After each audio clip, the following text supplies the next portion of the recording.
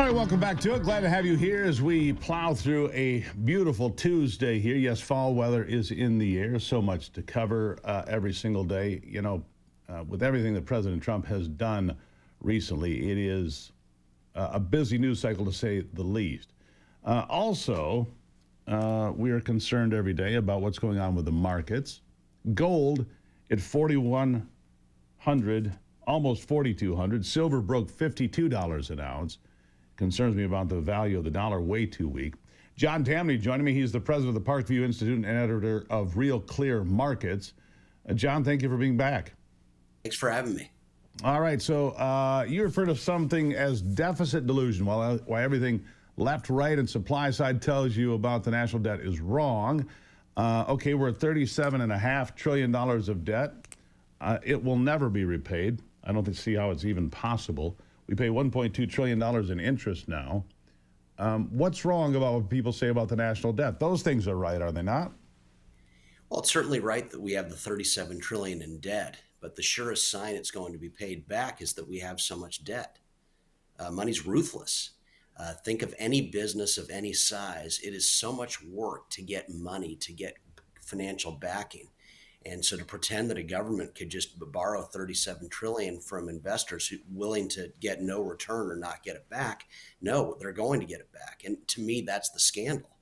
The scandal is Americans are so overtaxed, particularly the rich, that paying back $37 trillion and paying it back at really low rates of interest is a foregone conclusion.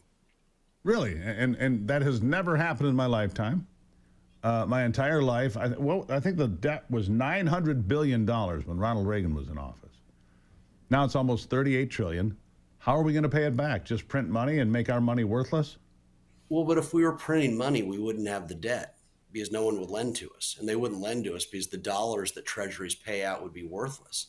I mean, doesn't it make sense that when we had that it was much more expensive to borrow in 1980, 11%, when we had just $900 billion in debt? Yeah, the markets did not trust the U.S.'s future nearly as much before Reagan was president as they did after. And so it's no surprise, politicians exist to spend money. Reagan presided over a booming economy. Isn't it logical that the nation that was booming and that Bill Clinton's, what was his presidency called, Reagan's third term, that borrowing would continue after that and after that and after that to this day? We're the richest country on earth. I'm not defending the borrowing. I'm not defending the spending. I'm saying it's a tragedy, but it's a function of too much tax revenue, not too little. We bring in a new record of tax income and revenue every single year, year after year. We set new records, don't we? And yet, The debt continues to go up. So I'll be honest with you, John, you've lost me a little bit. If we continue to have record revenue and the debt continues to push forward, when and where will we pay it back? Well, because markets are a look ahead. They're never a look at the present. Why doesn't Russia have a lot of debt? Russia's got total debt of $300 billion, yet we've got $37 trillion. Is Vladimir Putin secretly a classical thinker like you and me, where he views government spending properly as a tax? No, the markets just don't trust Russia's future. The markets, on the other hand, look at our future and they say $37 trillion is nothing relative to the amount of money that's going to come into the U.S. Treasury in the coming decades. We quite literally are on the verge of one-man companies that will be worth $1 billion in the age of AI and beyond and beyond. Think of the tax revenues that are going to come in the future. $37 trillion is pretty small relative to what we're going to collect in the future. Again, I say that's sad. Because think of all the amazing things, all the amazing advances we could oversee if government weren't taking in so much money. But the markets are telling us fairly explicitly that Treasury's collections today are small relative to what they will be.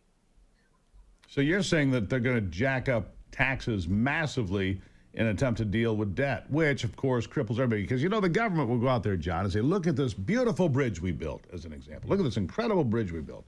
But nobody ever discusses what the trade-off was. That money in private hands almost always undoubtedly does better, bigger things than money in government hands because government is so inefficient. Where am I wrong? Well, by definition, it does. Because with government, bad ideas live forever. In the private sector, bad ideas fail and they fail quickly, and then we move on to better things and we release the good things to better hands, and they use them better. I am not saying taxes are going up. What I'm saying is that even if we reduced taxes, if we reduced the tax rate, the Americans of the future are going to get so rich that even at lower rates, tax revenues are going to go up, up, up. And to me, that's the big danger. Everyone's talking about tax rates. Everyone's talking about deficits. The markets keep telling us the deficits will easily be paid back. So the real crisis is what you're talking about. What are all the advances that will not take place because the government is such a size collector of tax revenue now and will be in the future, hence the ability of Treasury to run up so much debt? Well, look, here's my concern. I use Greece as a model every time. When Greece had its debt crisis a decade ago, whatever it's been, they came in, anybody who had more than $1 million in a savings account, they took half. If you had a retirement account, they took half. If you don't think that can happen in America, I think you're kidding yourself. And that I'm not saying it. Go ahead. I'm not saying it won't happen. I'm just saying the markets don't think it will happen. And you and I think, would agree that the markets are just a reflection of reality. They're a collection of all known information. We've seen since Reagan got into office, borrowing costs for Treasury go down as deficits went up. What is that? That is a market signal saying that we haven't come close to our ability to take in revenue. But I think it's going to be just because rich people will blithely pay 30% of what is a massive number. To me, that's unfortunate. To me, the biggest problem in the U.S. today is that Jeff Bezos pays so much in taxes. Because, see, to me, it's a tax on me, too. It means that the government's going to grow, grow, grow. But I don't think Greece is apt, because if you look at Greece, Greek Americans are nothing like the people in Greece itself. The U.S. is full of the most productive people on earth. Of course, it's heavily in debt when you consider the politicians who have taxable access to all this American productivity. So give me your prediction. We got about a minute here. Not quite. What's your prediction then? Will we pay off the national debt? What's the timetable? What's the future? Not in our lifetime, but not for the reasons you might think. We're not going to pay it back because the U.S. is viewed as the safest loan on earth. And it's the safest loan on earth because we're full of people like Henry Ford and in the past, Jeff Bezos and Mark Zuckerberg in the present and other geniuses in the future. And so my prediction, I've already made it, is that in 10 years, the national debt will be quite a bit larger, but the borrowing costs for the U.S. Treasury will be quite a bit smaller, as in the markets are growing more and more confident that the U.S. will be able to pay back the debt. Again, I think that's unfortunate, but I think that's what the markets are telling us. John Tamny, president of Parkview Institute, editor, Real Clear Markets. There's something for you to consider. John, thank you for being here. Thanks for having me. Really appreciate it. When we come back, we're going to talk more about the economy with Nick Hopwood, president and founder of Peak Wealth Management. All right, don't go anywhere. We'll be right back.